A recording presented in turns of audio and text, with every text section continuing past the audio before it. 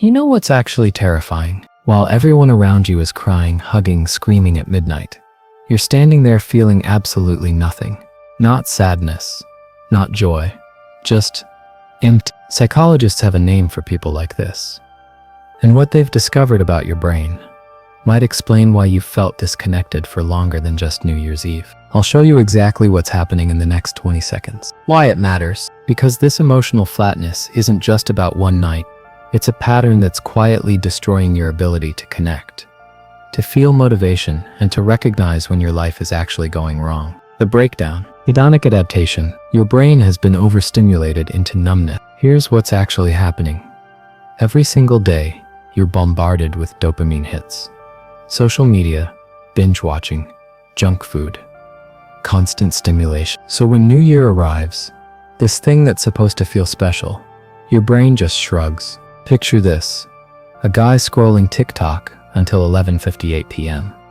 Looks up at the countdown, feels nothing, goes back to scrolling.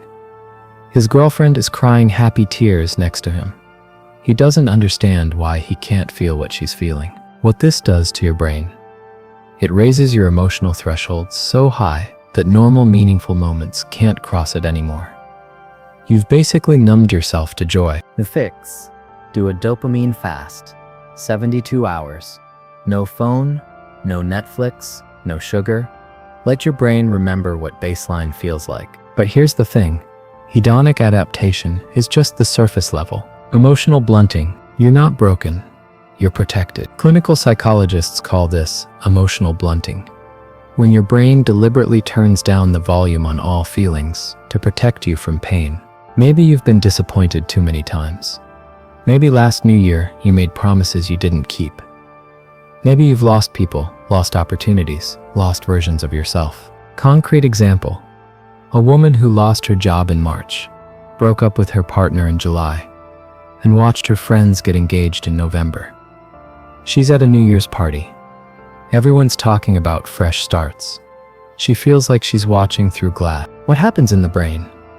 Your amygdala, the emotional processing center, literally decreases activity. It's a defense mechanism, but it doesn't distinguish between protecting you from pain and protecting you from joy. The fix. Write down one specific thing you're afraid to hope for. Not goals, not resolutions.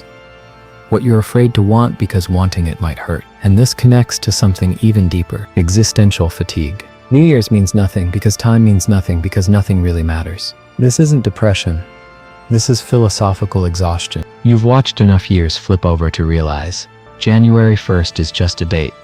Humans made up. The universe doesn't care. Your problems don't magically disappear.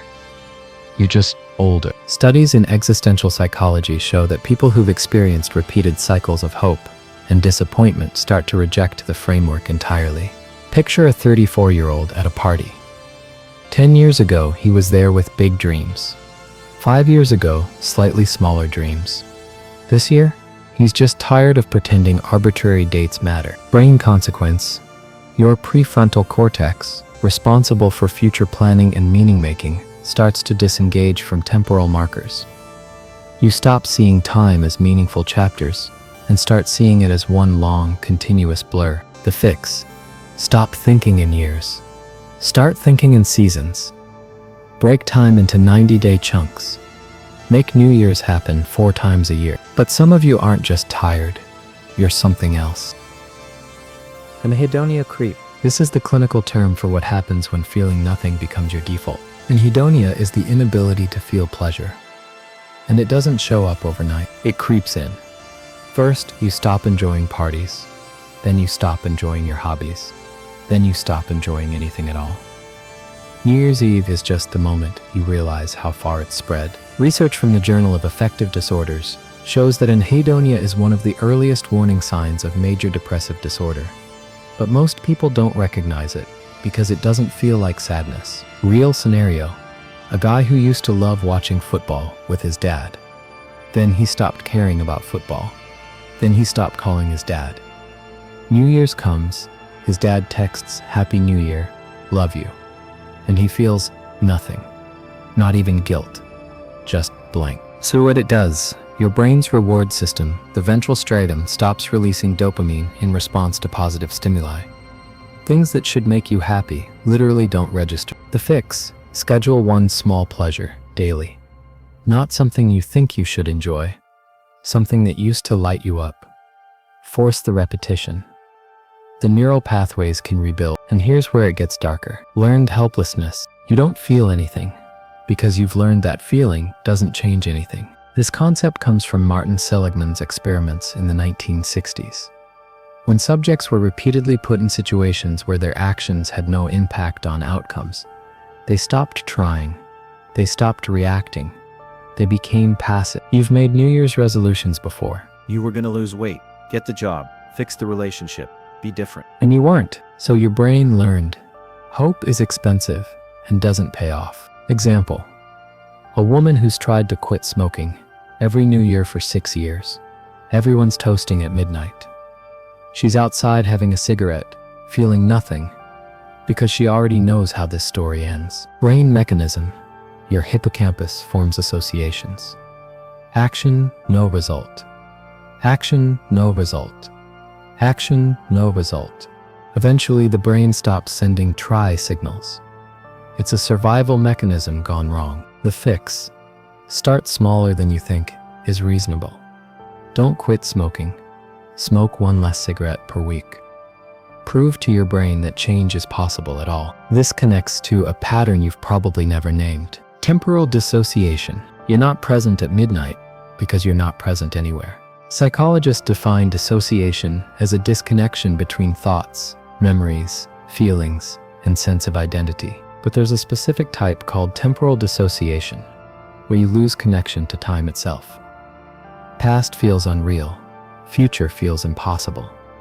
Present feels like you're watching it happen to someone else. You're standing at a New Year's party. People are counting down, but you're not there. You're thinking about something embarrassing you said 3 days ago, or worrying about a meeting next week, or just no. Studies show that chronic stress and trauma can cause people to live in a perpetual state of not now. Concrete image: a man at a family dinner on New Year's Eve. His sister is talking about her kids. His mom is laughing.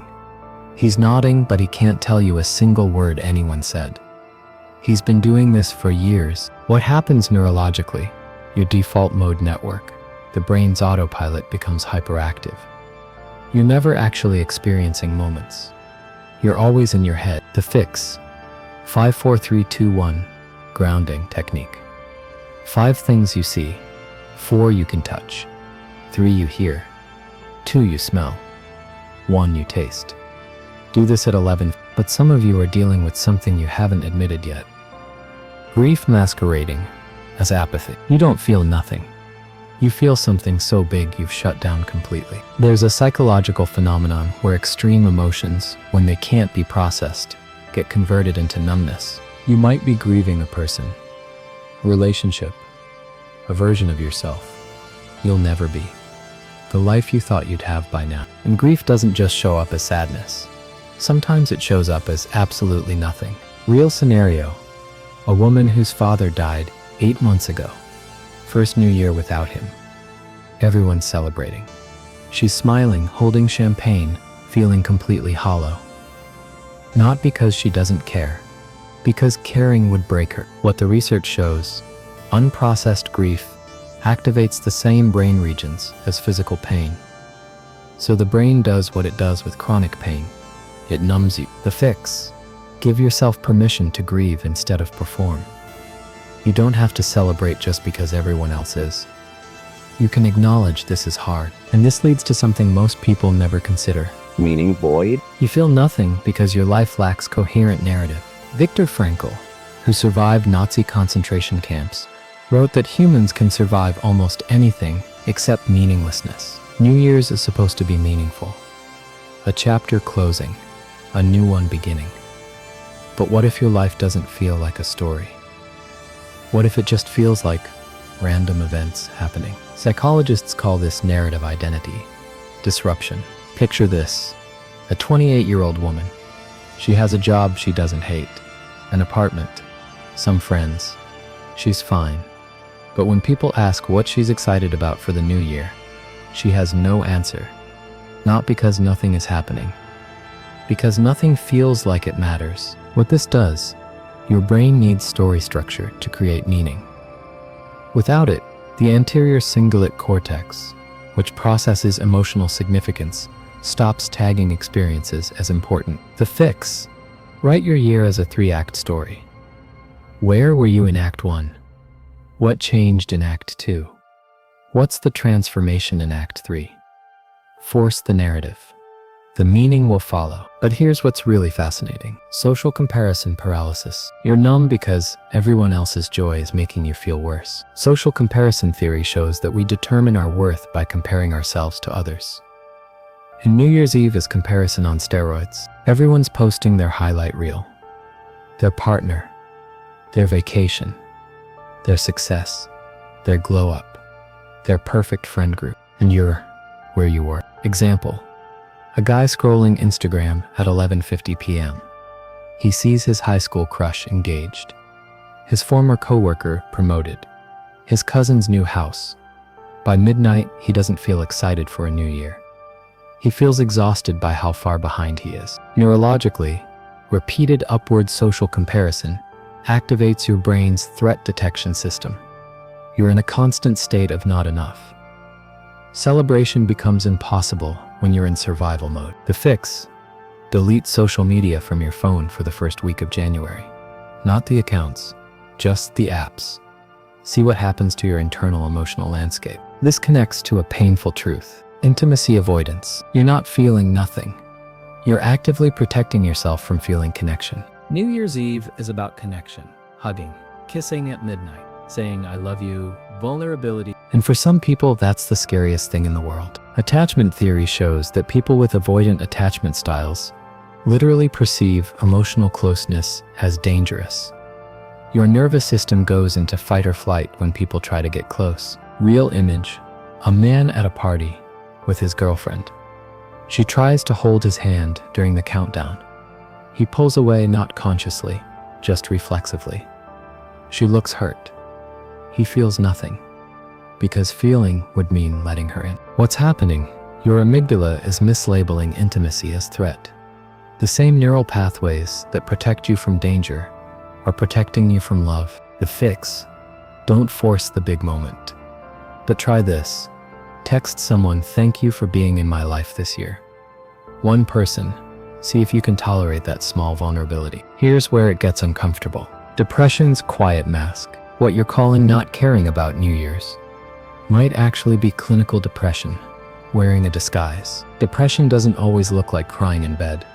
Sometimes it looks like going through motions, showing up but not being there, functioning but not living. Psychiatrists call this high-functioning depression, and the emotional flatness on New Year's is often the first time people realize something's actually wrong.